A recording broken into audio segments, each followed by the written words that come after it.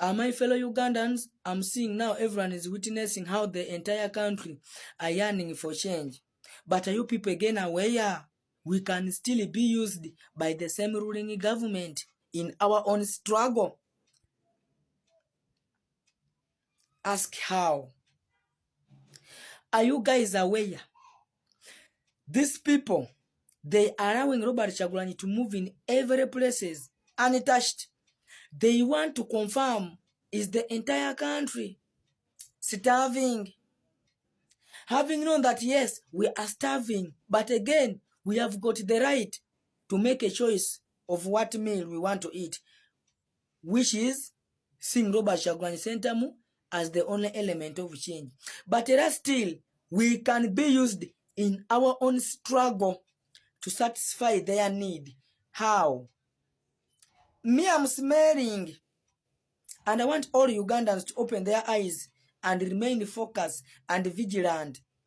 These people, I'm thinking, I have a feeling that they are going to allow us to turn up in big numbers to vote for Robert Kyagulanyi SENTAMU. And if they happen to announce another person, they will allow us to protest. And now if we are protesting, they have an intention of letting the army and the police to join us in the struggle, to join us in protest. For us to think that they are with us, as we are here protesting with the police and soldiers, someone is taking over. Nga not Kyagulanyi. Simanya wa magezi gaze. Are you aware they can do so? So what is the plan? Kwanga wezi wanti the rumor which I'm hearing that Kaihura is back. Ate Kaihura ali takitiko nnyo. Simanya wa mumfuna kati gwe wande katakitiko. That these people are going to use advantage of us protesting, and they take what they call a coup.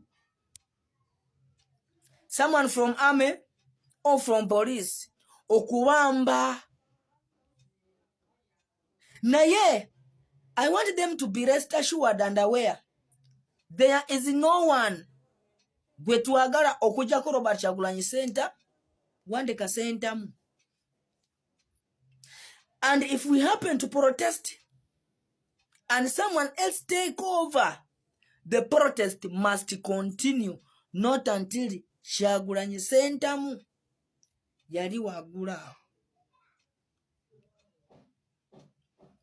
Ugandans, let us leave the MPs aside. Binobya fengafe. Why am I saying let us leave the MPs?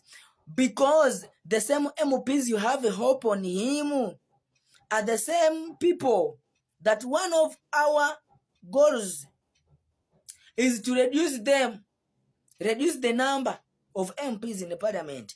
And someone having known they are going to be reduced in parliament cannot be in support of a president who's having such idea. Simanyo wa magezi gaze. If indeed we shall follow the value that our revolution started with, we shall reduce their salary.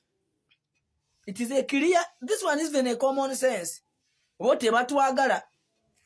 Even those who are in Nuuk, they are not buying our idea. But why are they coming in Nuuk? They want to use it as just a platform okubatwala mu parliament. I know they will feel bad ne chechitufu. But when Uganda want us to know that we are those starving men who have got again the right to choose the meal. Kwanga, they say that a starving man does not have the right to choose a meal. No. Nefe, we have got that right. That you have seen Robert Kyagulanyi SENTAMU as the only person who can lead us, not rule us. Kati, how are we going to strategize? That is the total number of voters, registered voters you are seeing. There's constituency, districts. Down here you are seeing the total number of female and male registered voters.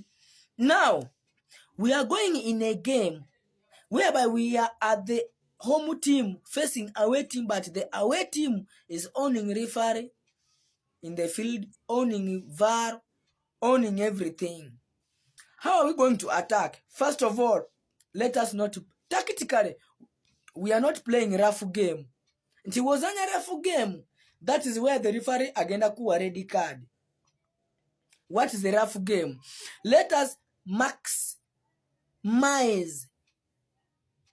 respect, discipline. Once you maximize discipline, it leads to reduction of kavuyo and you will earn respect. Mumfuna. Kubanga, banu kastabala banti we are indisciplined, they can again take that advantage of us being of kavuyo that day. And most of polling stations might be closed. Mumfuna. Once you attack, nenga your game, you are not playing a hard game which is rough. You are going to avoid the falls from your side. Naye, tuagala tutuke mu center. Nga tukuba pass. How are we going to play the pass? Gamba gundi, gamboli, gamba gunda gamboli. That is now evidence which we are going to gather at every polling station. Give it to Gundi, send it to Gundi, send it to Gundi, send it to Gundi, send it to so and so. Our okuba pass. Kati you are sending it to Gundi, tulumba box no. Mumfuna. Katokulumba box.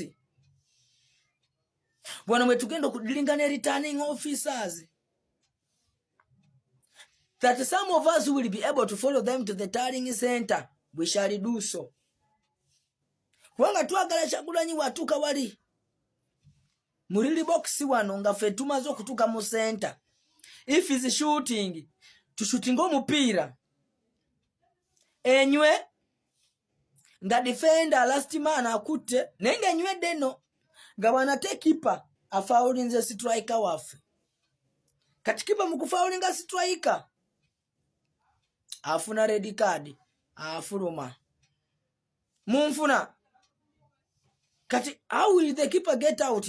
Amanyi gafe. Yoyo byamaka moyo. Kati wali defender akuto mupira. Defender mukukwata mupira. The VAR will be left with no choice. Either to allow the goal which has been scored or to bring the ball to kube penalty. Whereby ejakunywa mumfunye. This one can all be done when we gather a united force of change. Ngafena tulina agenda eji. Removing President Museveni. Ngafena tuliwamu with one eyes opened. Our eyes opened. Our mind focused. Ngafena tuliwamu. Nga tulina courage to face. Kwanga tugenda mu ntalo no. Marshals hours is not of guns, what. Kati, we tutukajisereyo nga these people that have happened to use us. Police and the army joining us in the protest, paving way for their own to take over wali. Our way tugenda kuwamba mundu from the soldiers and the police. Munde etandike. Yeah. Bino si bya muzanyo. These people are strategically planning because they are allowing Kyagulanyi to go to Tororo. They see how people turned up, Busia, even in places where they thought we wouldn't appear. And we surprised them. We even appeared in large numbers. Let us not allow to be used. And it can happen. It can happen. Neka satugenda mu protest netulaba nti banamaje watu egaseko ne ba police. Netuulira nti ate waliwo munamaje wa mu police awambye wali wagulu where we want Kyagulanyi to be. Tugenda bajako mundu. Munde tandiko kuvuga. Kati gwali mutitizi. Tosembera.